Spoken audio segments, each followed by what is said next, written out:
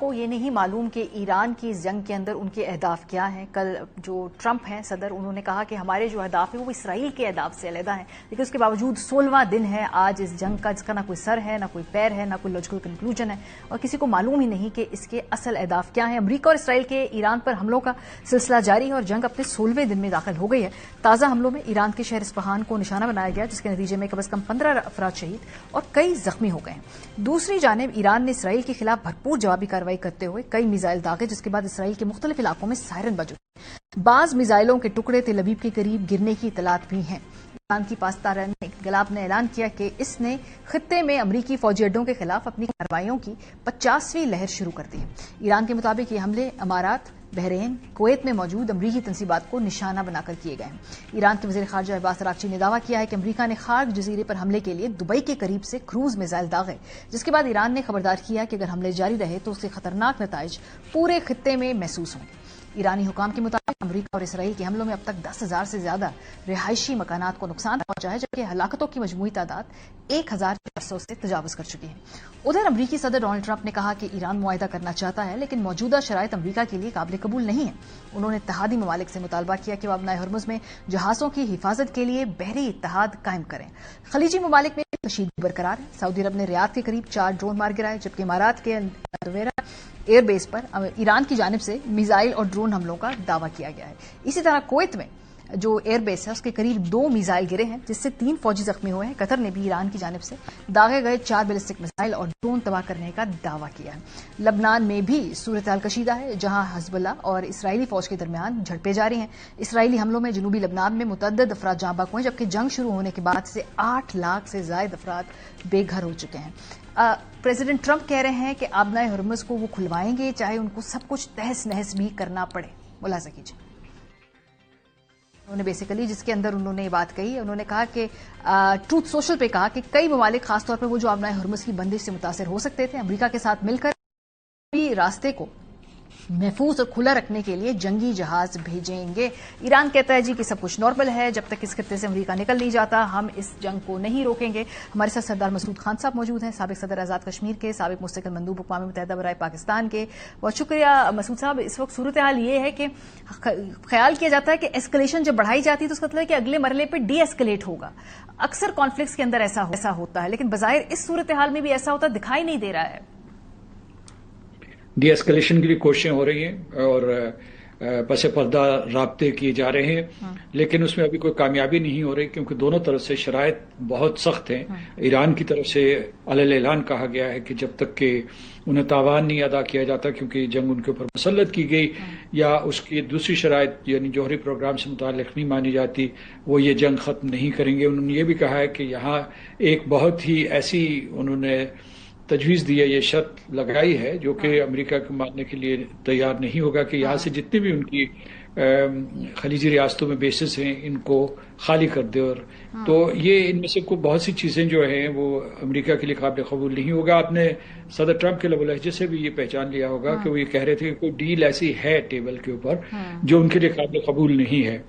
اسی طریقے سے کئی اور چینل استعمال کیے جا رہے ہیں. عمان کا چینل اپنی جگہ پہ متحرک ہے، لیکن صدر ٹرمپ ان کی بات سن نہیں رہے. یعنی عمان، قطر اور یو اے ای کا ایک چینل روس کا ایکٹیویٹ کیا گیا ہے اسٹیو وٹکاف کے ذریعے، اور صدر ٹرمپ نے خود جو ہے روس کے صدر پوٹن سے بات کی ہے. کہتے ہیں کہ چین بھی جو ہے اس کے ساتھ، یعنی یہ کم از کم ایرانی خبر ایجنسیز کی یہ خبریں ہیں کہ انہوں نے چین کے سے بھی کہا ہے کہ وہ ایران کو منوا لے کہ وہ جنگ روک دے. ایران نے موقع بھی اختیار کیا ہے کہ جنگ کا خاتمہ ہم کریں گے کیونکہ یہ جنگ ہمارے اوپر مسلط کی گئی تھی، اور اس کے بعد ان کا جہاں تک مذاکرات کا تعلق ہے، سفارتی گفتگو کا تعلق ہے، تو وہ اس وقت تک نہیں ہو سکتی جب تک کہ ان کے اوپر حملے جاری ہیں. لیکن مسعود صاحب صورتحال یہ ہے کہ کسی بھی جنگ میں آپ کو کچھ اسٹریٹجک گینز دکھانے ہوتے ہیں، کچھ جیت دکھانی ہوتی ہے، اور دونوں طرف کو فیس سیونگ چاہیے ہوتی ہے. ایسا ہر کانفلکٹ کے اندر ایسا ہی ہوا کرتا ہے. اس وقت اگر ہم دیکھیں تو دونوں اطراف کے پاس کیا کوئی اسٹریٹجک گینز ہے دکھانے کے لیے بھی ایگزٹ اسٹریٹجی کے طور پہ، کہ کیا اس وقت ایگزٹ کرنا آسان ہے اس کانفلکٹ سے، یا یہ آگے بڑھے گا، مزید ابھی ایسکلیٹ ہوگا؟ صدر ٹرمپ اور وزیر دفاع پیٹ ہیگسیت جو ہے وہ تو یہ کہہ نہیں رہے کہ ہم اس جنگ سے پیچھے ہٹیں گے، وہ کہیں گے کہ ہم اسے انتہا پہ لے جائیں گے. انہیں صرف مجبوری یہ ہے کہ انہیں ملک کے اندر سے پریشر آ رہا ہے اور بین الاقوامی برادری سے یہ پریشر آ رہا ہے کہ اس کی وجہ سے امریکہ کو نقصان پہنچے گا، بین الاقوامی عالمی نظام جو ہے وہ درہم برہم ہو گیا ہے، تو اس وجہ سے ان کے اپنی میگا بیس سے پریشر آ رہا ہے کہ یہ جنگ امریکہ کے فائدے میں نہیں ہے۔ لیکن جہاں تک ان کی پالیسی ہے، یعنی صدر ٹرمپ اور ان کے جو قریبی رفقائے کار ہیں، تو وہ کہہ رہے ہیں کہ ہم جاری رکھیں گے، ہم فتوحات حاصل کر رہے ہیں۔ اس میں ایران یہ کہہ رہا ہے کہ ہم نے جنگ شروع نہیں کی تھی، لہٰذا کبھی مطلب ان کے بھی متضاد بیانات ہیں، ان کا جنگ شروع نہیں کی تھی، لہٰذا جو ہے ہم جو ہے جنگ اس وقت بند کریں گے جب ہم چاہیں گے، یعنی وہ ایک قسم کی یہ شرط لگا رہے ہیں جس کا مطلب ہے کہ لمبی جنگ کی دعوت دے رہے ہیں۔ وہ یہ بھی اپنا حوصلہ دکھا رہے ہیں کہ وہ امریکہ کے ان حملوں کو جذب کر سکتے ہیں اور ان کی صحیح مزاحمت جاری رکھ سکتے ہیں۔ لیکن میں آپ کو بتاؤں کہ پس پردہ جو ہے ان کے پاس ایکسٹ ریمپ یا آف ریمپ بنانے کی کوشش کی جا رہی ہے، وہ معاشی بحران کی وجہ سے، عالمی معاشی بحران کی وجہ سے ہے اور آبنائے ہرمز کی بندش کی وجہ سے ہے، کیونکہ اس کے بند ہونے کی وجہ سے ساری دنیا کا آئل اینڈ گیس کا نظام درہم برہم ہو گیا ہے۔ تو یہ ایک فیکٹر ہے۔ اور دوسرا جو آپ کا یہ سوال تھا کہ وہ کیا بتائیں گے کہ ہم نے کیا فتوحات حاصل کی، تو صدر ٹرمپ کی شخصیت اس قسم کی ہے کہ وہ 8 چیزیں گنوا دیں گے۔ انہوں نے جو پہلا بیان دیا تھا اس میں کہا تھا کہ ہم نے تو پہلے گھنٹے میں ان کو شکست دے دی تھی۔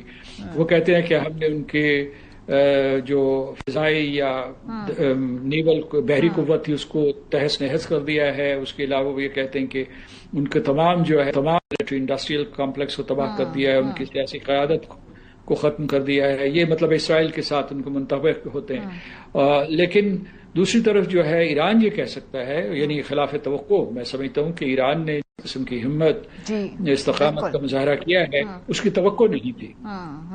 انڈر ایسٹیمیٹ کیا ایران کی کیپیسٹی کو۔ اچھا، پاکستان جو آپ نے کہا کہ بیک چینل ڈپلومیسی کی بات ہے، آپ ایک ڈپلومیٹ ہیں سردار صاحب، چاہے اگر سامنے بہت زیادہ زور و شور سے بیانات دیے جا رہے ہوں، پیچھے ہمیشہ بات چیت ہو رہی ہوتی ہے۔ آگے کی جو سٹیٹمنٹ ہوتی ہے وہ ہاکی سٹیٹمنٹ ہوتی ہے اپنے ووٹر بیس کے لیے، جو پیچھے بیک دروازے کھلتے ہیں اس کے اندر آپ کوئی نہ کوئی کمپرومائز کرنے کو تیار ہوتے ہیں۔ پاکستان کا کردار اگر ہم اس پورے ایشو میں دیکھیں، پاکستان کے ایران کے ساتھ بھی کمیونیکیشن ہے، سعودیہ کے ساتھ بھی ایک ٹرسٹ فیکٹر ہے، ملاقاتیں بھی ہوئی، فون کالز بھی ہوئی، اگلے آنے والے جو ہفتے ہیں پاکستان کی فورن پالیسی کے ذرا حوالے سے ہمیں سمجھائیے۔ اپنے قومی مفاد کی وجہ سے اور جو اس کی پاکستان کی مسلسل پالیسیز چلی آ رہی ہیں، اصولی پالیسیز جن کا تعلق اقوام متحدہ کے چارٹر سے ہے یا جو بھی بین الاقوامی قانون کے حوالے سے ہے، پاکستان نے جو اصولی موقف لیا یہ اس کی سفارتکاری کا پہلا قدم تھا۔ اس نے امریکہ اور اسرائیل کے ایران کے اوپر حملوں کی مذمت کی۔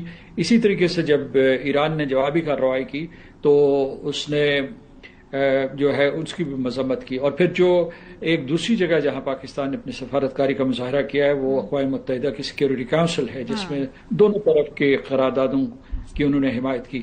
لیکن اس کے علاوہ میں آپ کو بتاؤں کہ وہ یہاں کے پاکستان نے یہ بھی پیشکش کی ہے کہ فریقین اگر چاہیں تو وہ اسلام آباد آ کے کسی مصالحت کے گفتگو کر سکتے ہیں، یہ ہمارے وزیر اعظم نے اعلان کیا ہے۔ لیکن اس کے ساتھ ساتھ ایک اور چیز یہ ہے کہ پس پردہ پاکستان جیسا کہ آپ نے کہا بہت متحرک ہے، واشنگٹن سے رابطے میں ہے، تہران سے ہے اعلیٰ ترین سطح پہ، اور پھر جو ہے ریاض سے ہے، دوسری خلیجی ریاستوں سے ہے، اور خلیجی ریاستیں خود بھی کوشش کر رہی ہیں اور پاکستان سے رابطے میں ہیں۔